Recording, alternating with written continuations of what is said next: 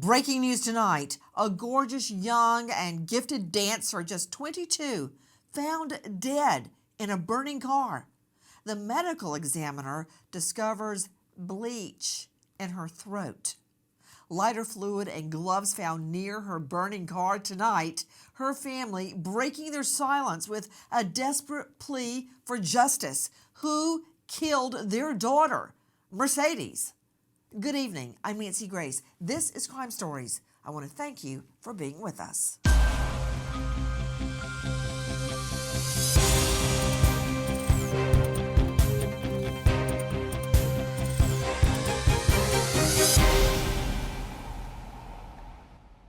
It's so hard to believe I'm never going to see her again.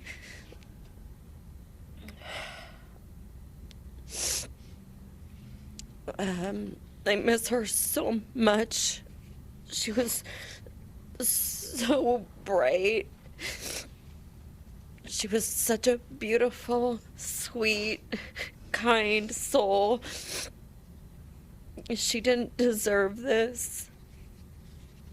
She didn't deserve what happened to her. You are hearing Mercedes' mother begging for justice. We have an all-star panel to make sense of what we are learning tonight. But first, two very special guests joining us. Mercedes' parents are with us, Erica and Tom Pillsbury. To both of you, thank you for being with us. Miss Pillsbury, we were just hearing you begging for justice for your daughter, who's absolutely beautiful and so young, her life just starting. Tell me how you learned Mercedes had been killed.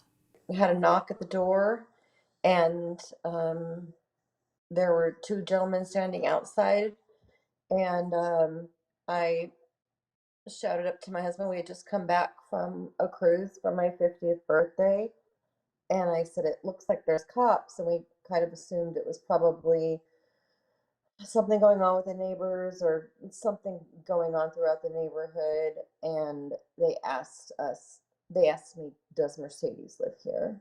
And I said, "No, but I'm her mom. Is she okay?" And they said, "Does she live here?" And I said, "Is she okay?" And I just kept repeating, "Is she okay? Is she okay?" And they said, "Can we come in?"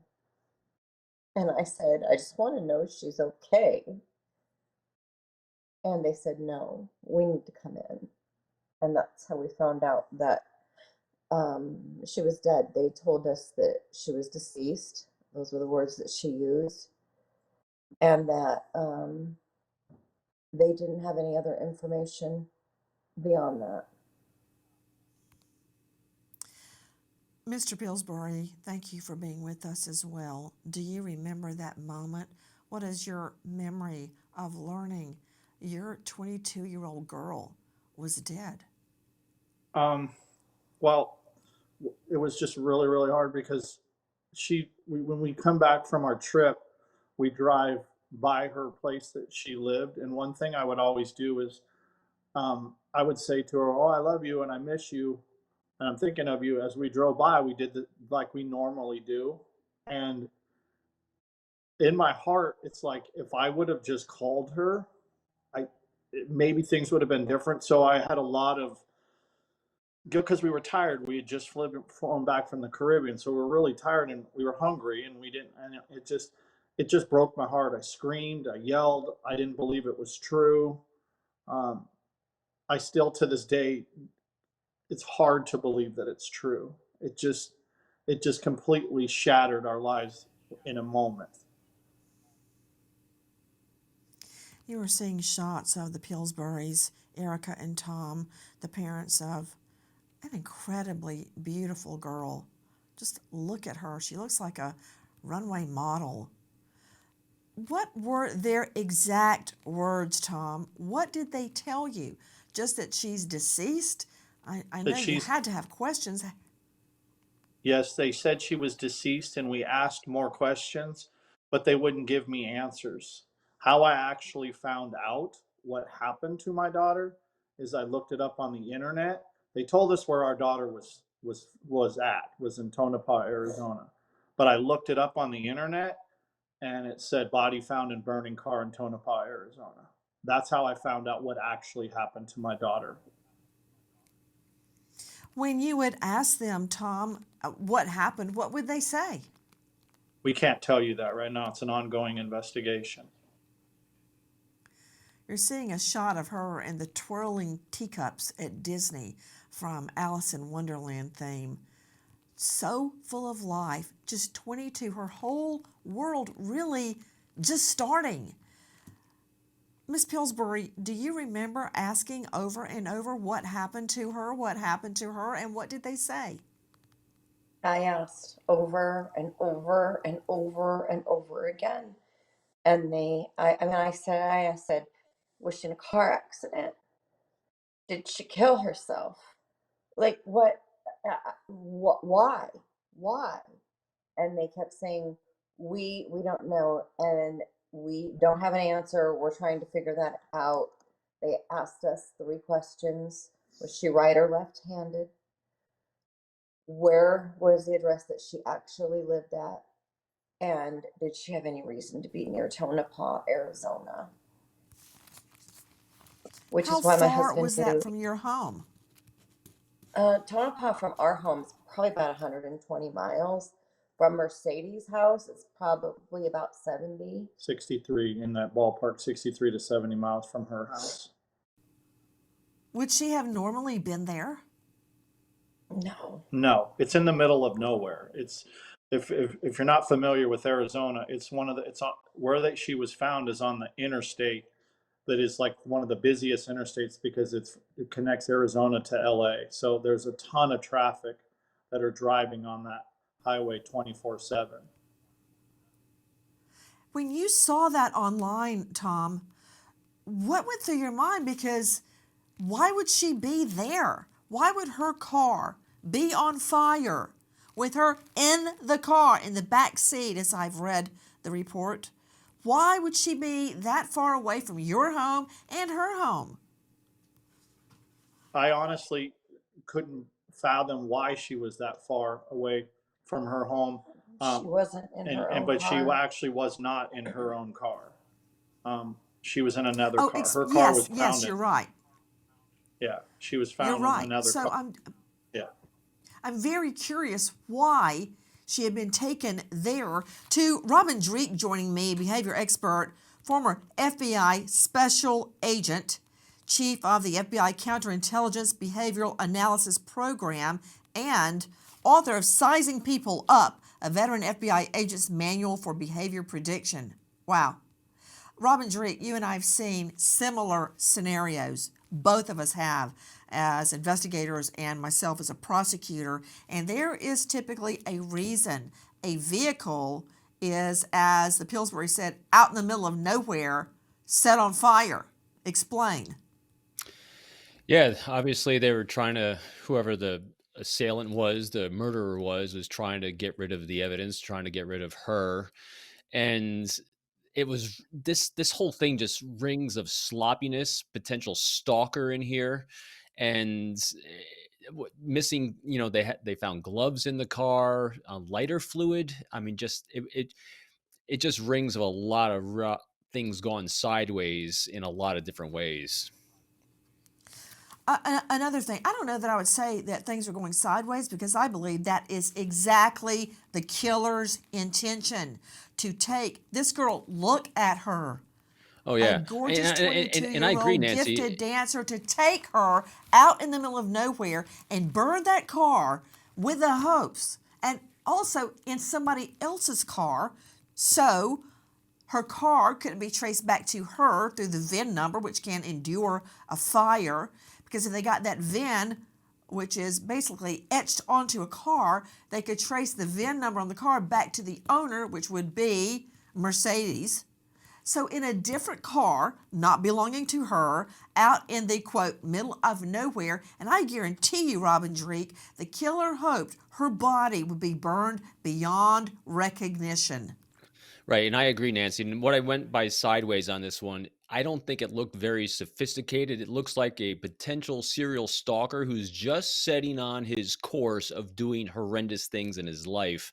And she might want to one of the earlier victims of his. And that's why it's so imperative that the police get off their Right. butts and find this guy, because it's going to happen again unless they do. Dr. Michelle Dupree joining us, renowned forensic pathologist, medical examiner, and author.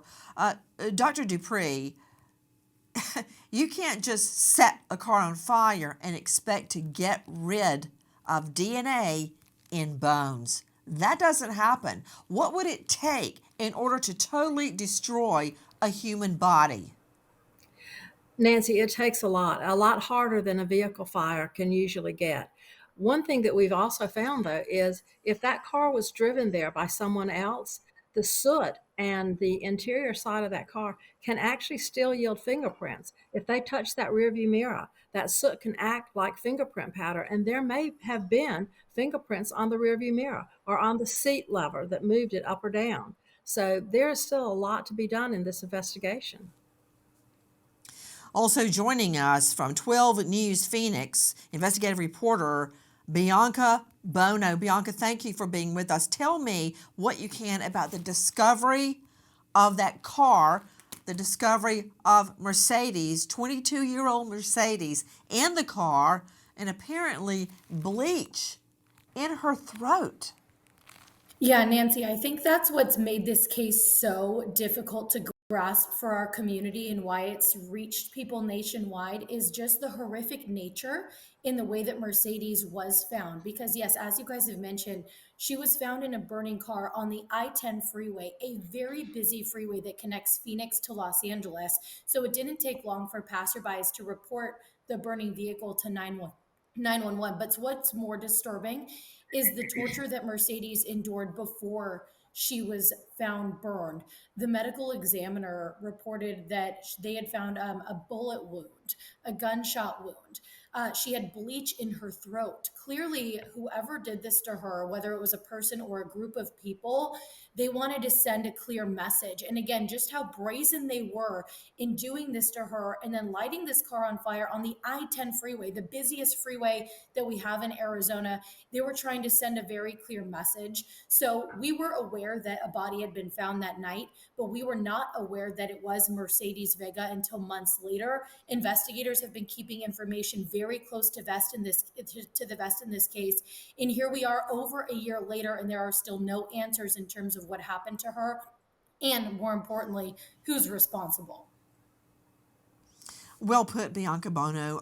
To Tom and Erica Pillsbury, Mercedes' parents, I can't even imagine your suffering after you put all your love, all your time, all your energy, all your money, your hopes.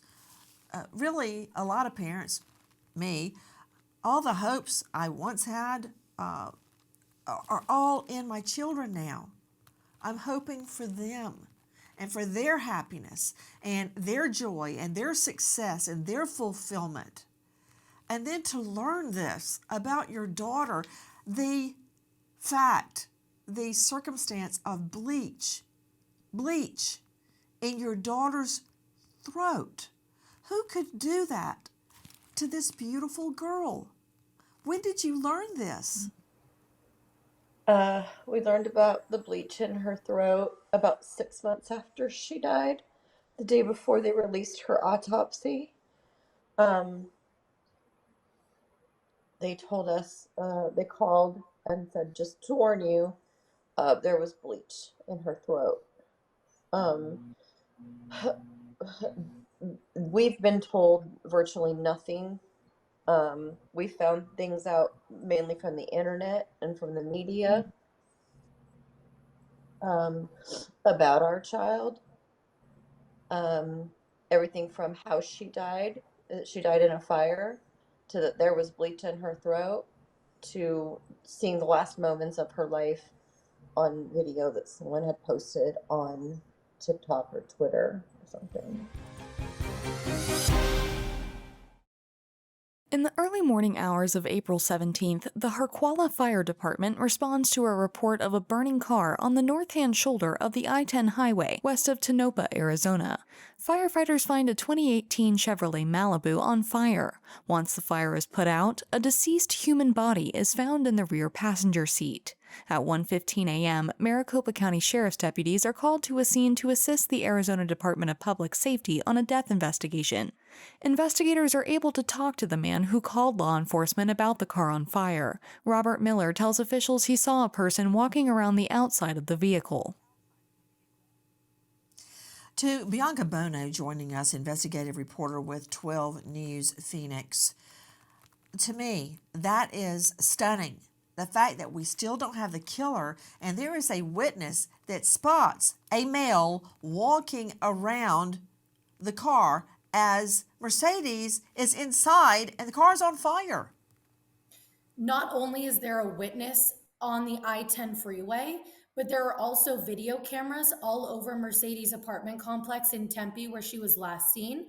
There are witnesses and surveillance footage from the area of Tempe where her car was later found abandoned, parked illegally. And we now know that it was not Mercedes, as we've suspected all this time, who left her vehicle there. So there are cameras everywhere. And where Mercedes lived is not far from ASU's campus as well. So there is so much foot traffic. There are people everywhere. There are surveillance cameras. And as you mentioned, yes, on the I-10 freeway, there are cars passing by. It was called into 911 right away. So the fact that there's a lack of answers at this point is just so troubling, not only for the community, for ASU students in Tempe, but obviously for the Pillsbury's family and all of Mercedes' friends who have been handing out flyers on a regular basis and have been doing so much advocacy work on their own and really taken matters in their own hands to try to get this thing solved. Because, yeah, I mean, the fact that somebody or people that are capable of doing what they did to Mercedes are still out there is very concerning for everyone who's seen this case. All that video surveillance. Guys, before I say one more thing, I've got to give you a tip line for silent witness. Repeat, silent witness line is 480-WITNESS, 480-WITNESS, 480-948-6377. Repeat, 480-948-6377. I want to go back to the Pillsbury's and then to Sarah Ford joining us, an expert. Miss Pillsbury, you stated video of the last moments of your daughter's life. To which video are you referring? The video of her coming out of the vestibule, where there is one elevator into her parking garage, which we weren't aware of and had not seen. We'd gone to her apartment, and it was 3 days, I believe, after she had died, and there was still blood on the ground from where she was hit, and I saw this weird swirl pattern in the blood, and I was wearing her baby hat, and as a mama, when they're born, sometimes they put those little things on their heads, and there's a little bit of her blood in there, and I laid in her blood in that apartment complex, and I looked at that weird swirl and I said, oh my God, she's wearing tennis shoes, and she never wore tennis shoes. And I asked the police if she was wearing tennis shoes, and they didn't tell me. And then that video was released of her walking out, and she's wearing tennis shoes. And it just there's another video that we had somebody who lived there, they took as they walked out of that vestibule and that elevator and walked all the way over to her actual parking spot, and that it's 30 seconds. We know that's where she was hit because we were they didn't clean it up. and we were able to see her blood. And then when that video was released, it was very strange for me as a mom to be like, what? My kid never wears tennis shoes, but she was wearing tennis shoes.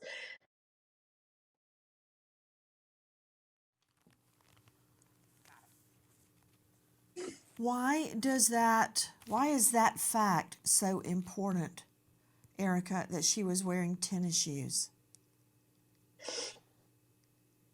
I asked what she was wearing. I didn't get to see her at all after she died. I didn't get a lock of her hair. I wanted just to hold her hand. So I just wanted something in the last moments of her life. Seeing that video was,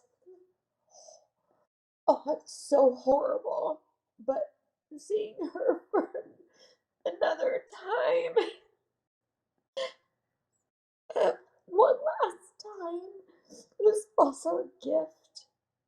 But I just found it very strange that she was wearing tennis shoes just because I'm her mom. And my husband will tell you she used to lay out her clothes every morning.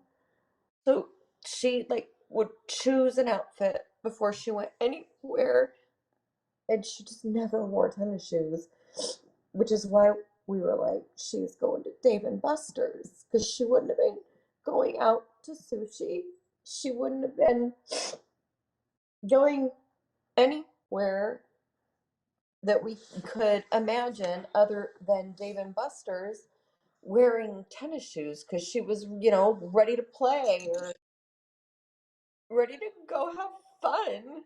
And you could see her face in that still shot that she's smiling and she has no idea what's about to happen to her.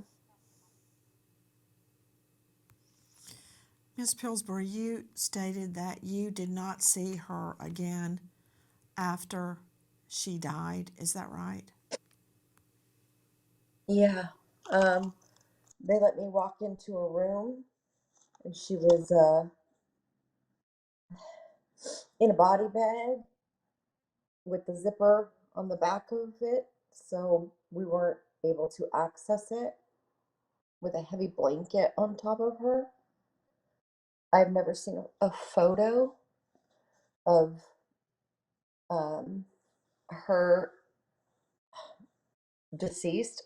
I don't know, that sounds strange, but as a mom, it makes me think, well, maybe she's still here.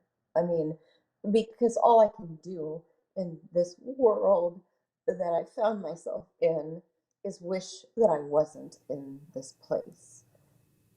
And that, Miss Pillsbury, I've got to tell you something.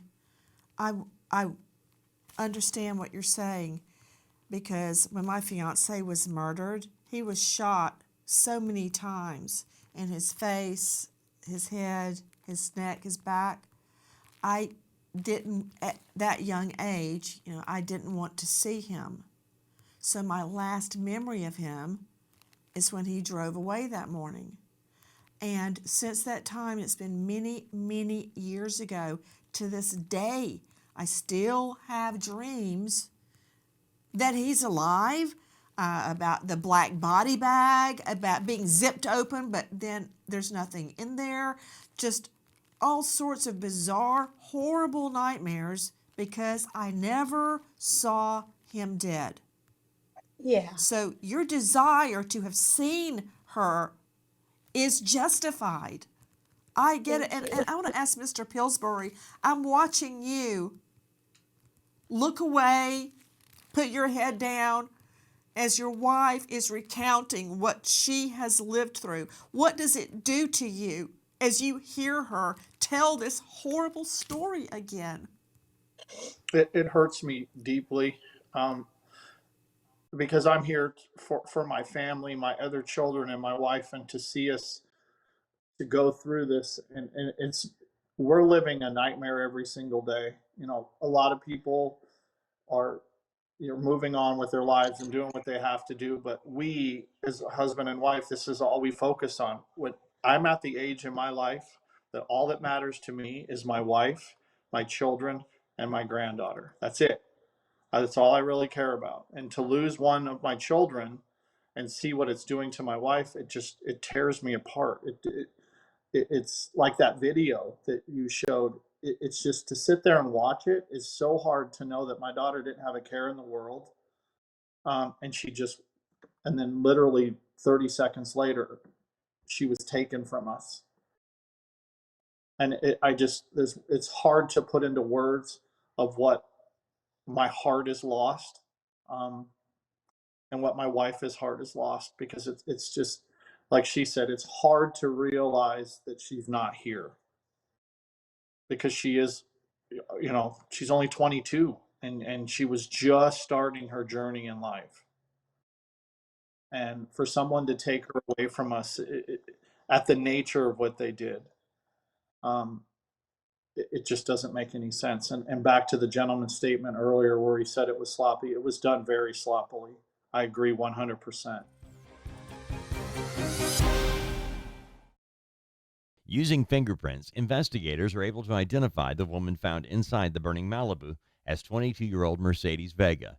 The 2018 Chevrolet Malibu in which her body was found does not belong to Vega. That car has a salvage title vehicle registered to State Farm Insurance, and the burning car is 60 miles from Vega's Tempe, Arizona apartment. Mercedes' 2019 white Dodge Charger is found illegally parked near First Street and Farmer Avenue, 1.5 miles south of where she lives. According to her mother, the car is parked while running with the keys in the ignition, so it would be stolen or towed. The MCSO has video surveillance of Vega's Charger from the time it is left parked on the road until the time it is recovered by police.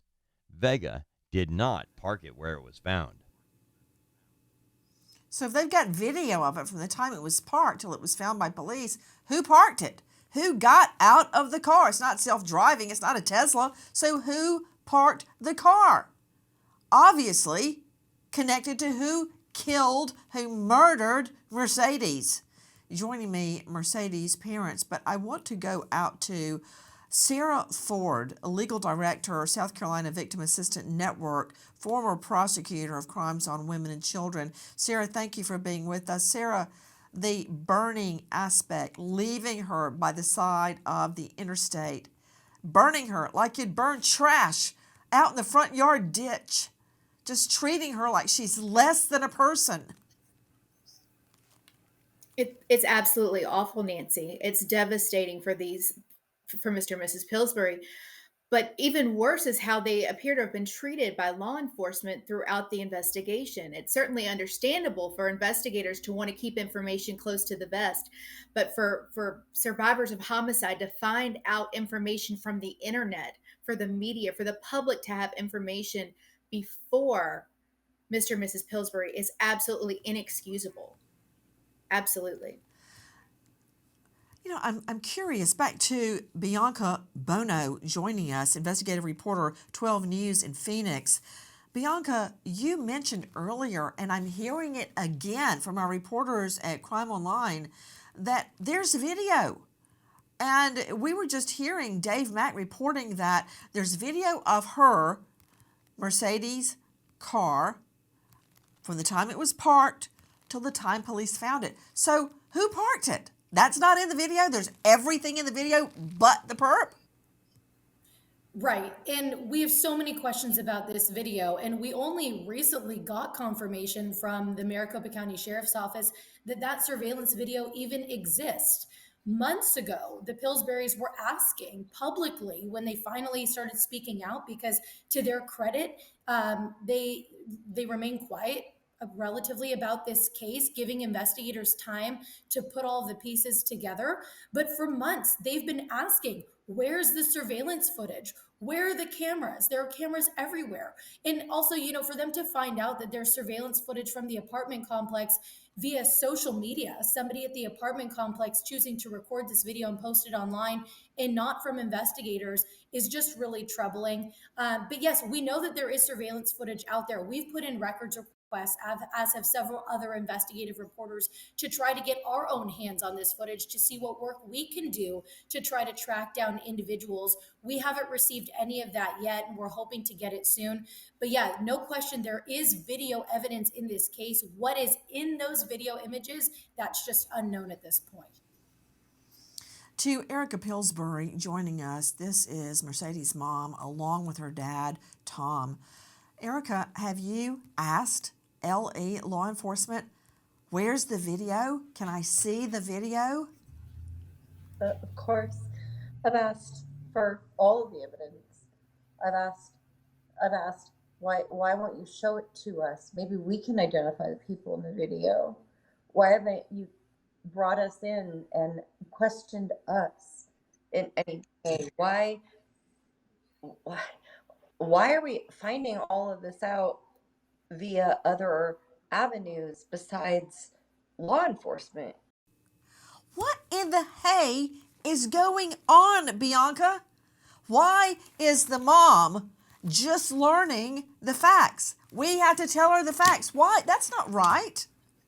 It's not. And it's not how cases should go ever. And unfortunately, it's been an issue with this case from the beginning, as they mentioned. And now it's to the point where, I'll get information from the sheriff's office and I'll reach out to Tom and Erica and let them know what I'm hearing, just to confirm that they've heard it too. Because the last thing as a journalist I would ever want is for the victim's family and friends to be finding out information when they turn on the evening news.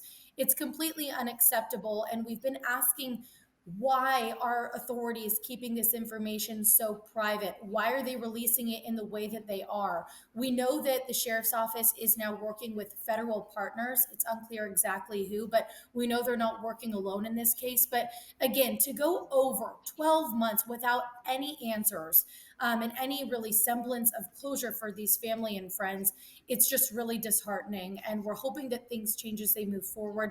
But at this point, the fact that the Pillsburys are still learning new information to this moment is really troubling. I'm Mercedes' father. I want to thank Silent Witness.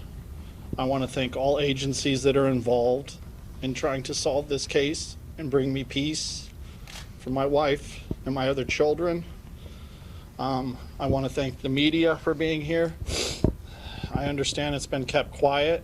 We kept it quiet because we wanted the justice system to run its course. And now I think it's time that you all know what's going on, and we need to get these people caught. Straight back out to Mr. and Mrs. Pillsbury.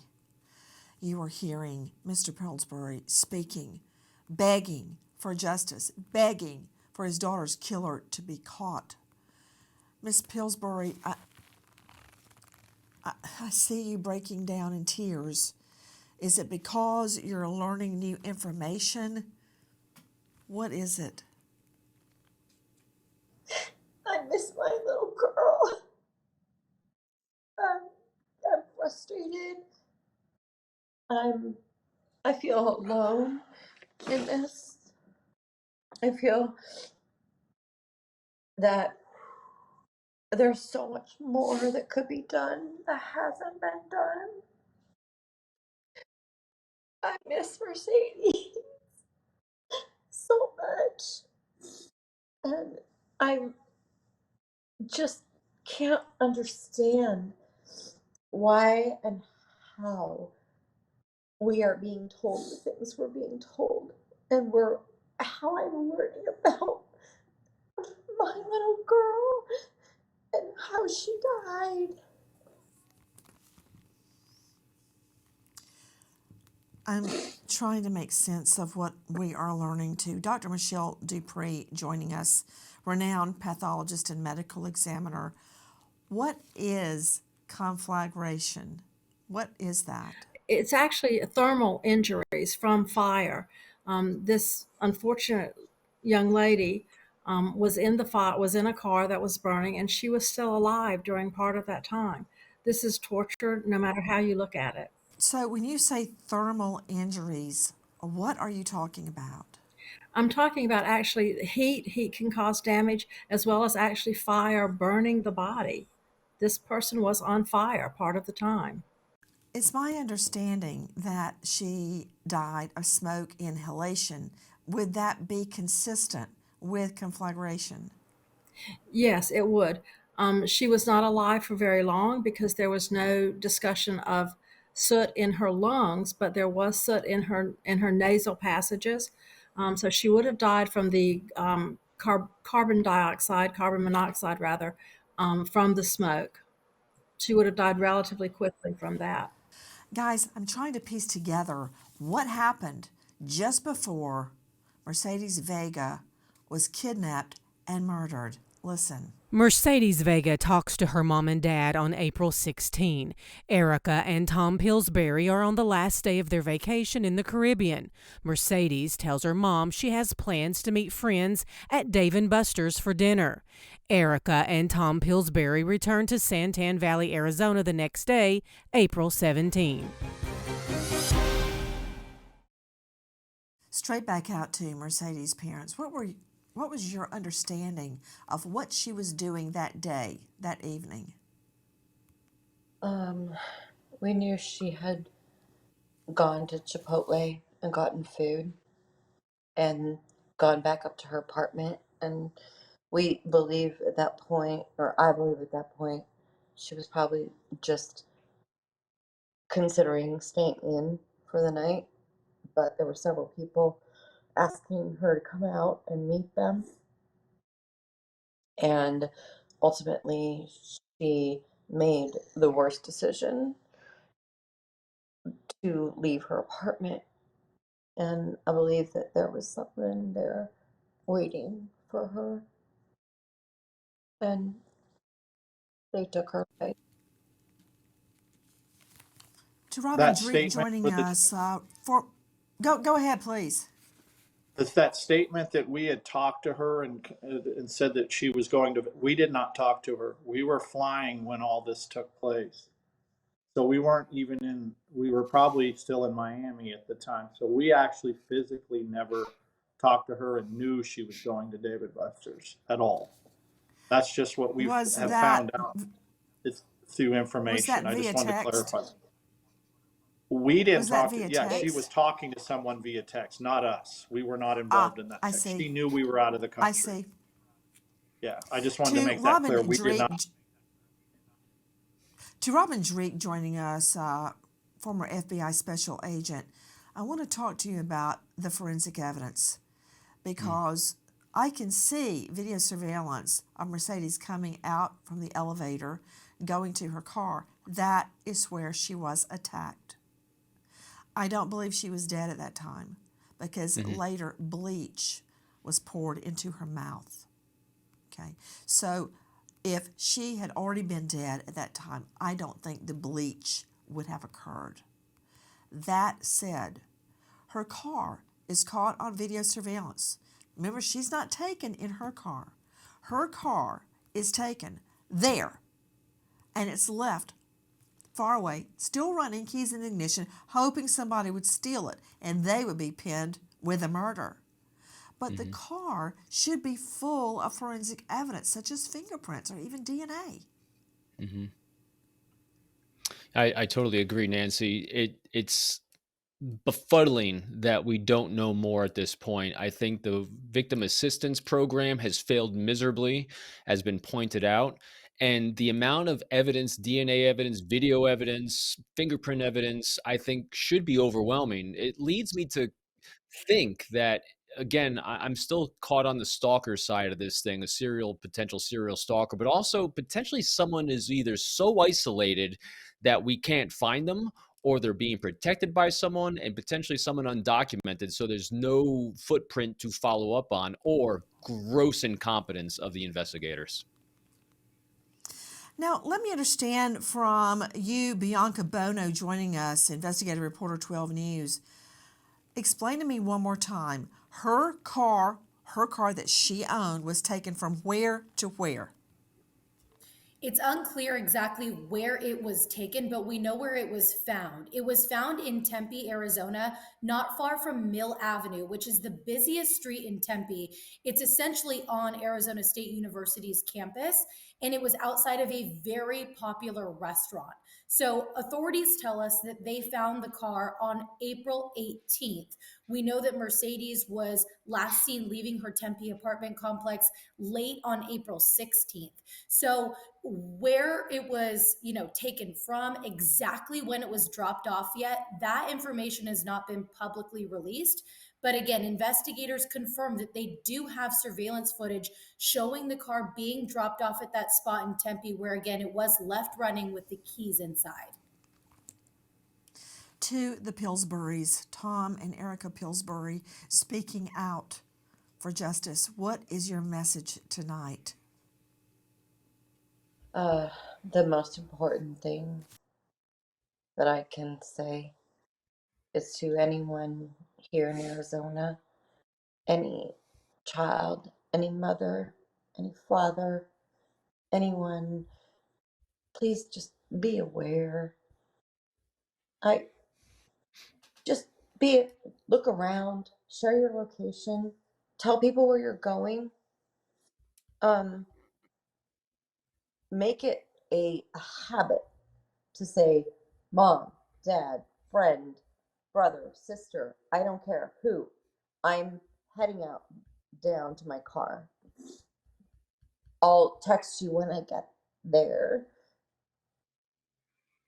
Just give accountability to yourself that you're going to share your location and where you're at, because the people that did this to my child are less than human, and they're still there. They're still out in walking around near Tempe, near ASU. Let me remind everyone that there is a reward for information leading to the discovery of the person that murdered the Pillsbury's little girl, Mercedes Vega. The tip line, 480-WITNESS, 480-948-6377. We stop to remember American hero, police officer Luis Huesca, just 30 years old. Officer Huesca shot multiple times before having his badge, gun, and vehicle stolen, leaving behind grieving brother Emiliano, mother Edith, sister Lily. American hero, police officer Luis Huesca. I want to thank all of our guests, especially the Pillsburys, for being with us tonight, but especially also to you for joining us. Nancy Grace signing off. I'll see you tomorrow night, 6 and 9 o'clock sharp Eastern. And until then, good night, friend.